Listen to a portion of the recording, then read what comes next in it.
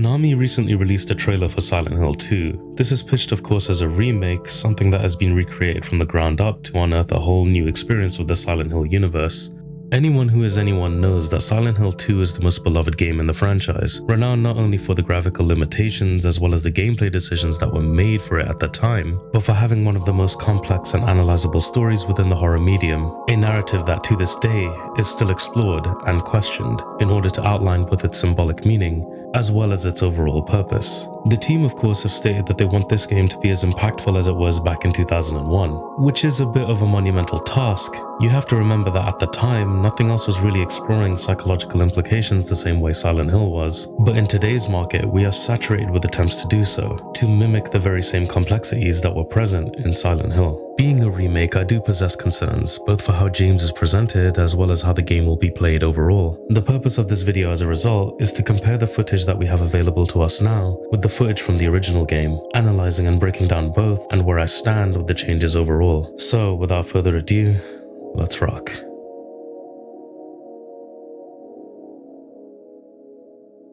My intro already outlines one of the key differences in James' behavior, his overall body language being far more erratic and filled with shock than it was previously, bringing a newer dimension to how James reacts to being in the town. But also it might drop a few additional hints as to why he has come back. His initial shock over his presence in this place is far more indicative of the horrors he's hiding within him. Him washing his hands more aggressively, breathing far heavier, an anxious reaction compared to the original, who instead confirmed his presence in the town with a simple touch to his face, and taking a deep breath. He questions whether or not Mary is in the town in both instances, however there is a difference in intonation and the delivery of these lines.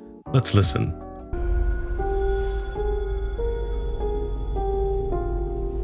Could she really be here, waiting for me?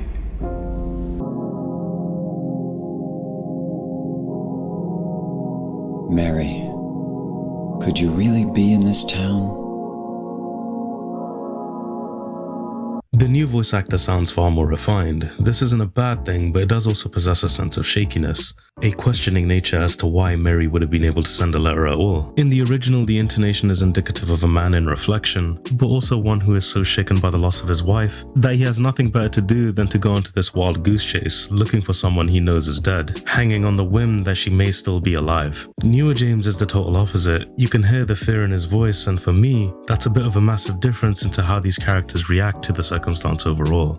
In fact, James's voice is like this throughout the trailer. He is far more refined in the way that he comes across. When the original talks, there's this sense of confusion, distortion in how he speaks. This is complemented by the theme of selective amnesia, loss of memory, and overall repression, lending to his confused state and outwardly displaying itself through dialogue and interaction. New James sounds much more affirmed for his reasoning, like a lot is affecting him, which it would be, but also like he isn't necessarily confused by his situation in the same way the original was. It's a good voice overall, and it sounds pretty phenomenal honestly, but in terms of characterization, I do feel the old voice lends to the themes a little bit more. Another thing to talk about of course is the presentation of the town itself. It varies a little more this time around compared to the original.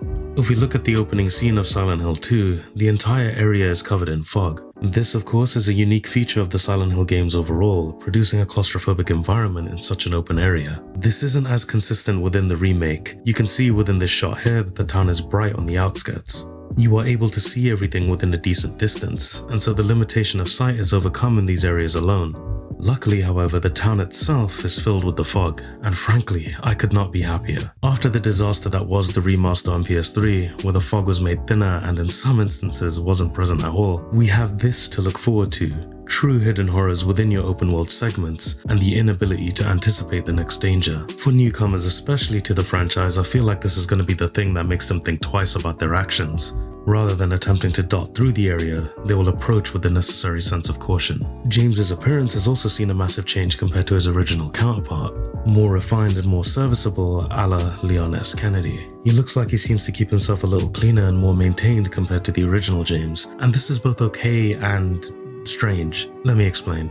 In both instances, Mary died not too long ago. In fact, the 3-year time period is actually a load of bullshit made up by James, thanks to his self-imposed amnesia. This, of course, would indicate that during these 3 years of a cyclical downfall into depression, or a depressive state, he would not have kept himself very well or presentable during this period. And so the original James design follows suit with that he doesn't care for the way he appears to others, just that he's in the town looking for Mary, this one glimmer of hope now in his overwhelmingly destructive world. However, canonically, Mary actually died very recently. This was the truth that was given to us towards the end of the original, and so it makes sense here at least that he would keep his appearance much more refined and streamlined during the visits to the hospital, wanting to be presentable to his wife and ensuring that he looked his best. Suffice to say though, the team have done an incredible job upscaling James overall. The graphical fidelity of his character model is beyond incredible. His actual facial animations as well as his body animations fitting a more realistic and expressive aesthetic. I believe that during the more emotionally charged scenes, such as the elevator scene we got a glimpse of, we will feel far more from it. Speaking of how he comes across, the major contention I have here is the way that this man now fights. Like, holy shit, look at this. He isn't even thinking twice about battering this nurse to a fucking bloody pulp. In terms of tension, I think this is a good choice, but in terms of characterization, not so much. Looking at the way he fights both within and outside of gameplay,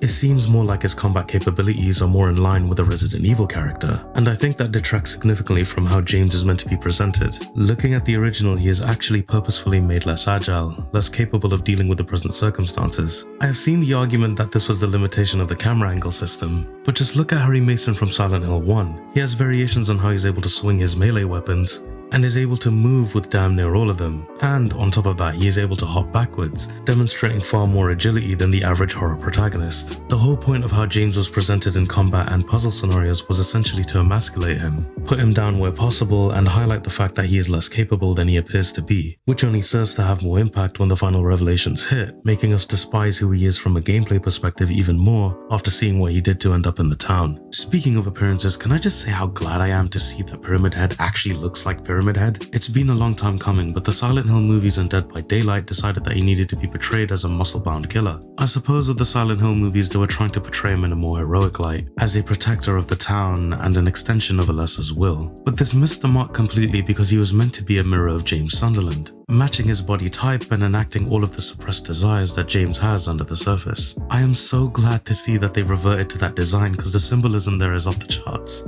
and it needs to be expressed accordingly since Pyramid Head was made specifically for James. Am I excited about the Silent Hill 2 remake? Well, yes and no. On one end, I do believe that the original is a perfect experience, one that will stick with you for the years to come, have you questioning its narrative with every new detail that is being discovered. The symbolism is off the charts and a lot of that is tied to the original team that was in charge of creating it. I want to be excited, but there is a benchmark of significance to be met here. I have reasons to have high hopes for how the remake turns out, hopes that extend far beyond the original game. With Masahiro Ito and Akira Yamaoka being both part of the project, I know that the art style and soundtrack will both fit the original intent of Silent Hill 2. But with the new technology that's available to us, I would also love to see more scenarios be explored. Why not, for example, have a campaign for Eddie and Angela? Let us explore their demons and finally see for ourselves what they were dealing with. There is opportunity here.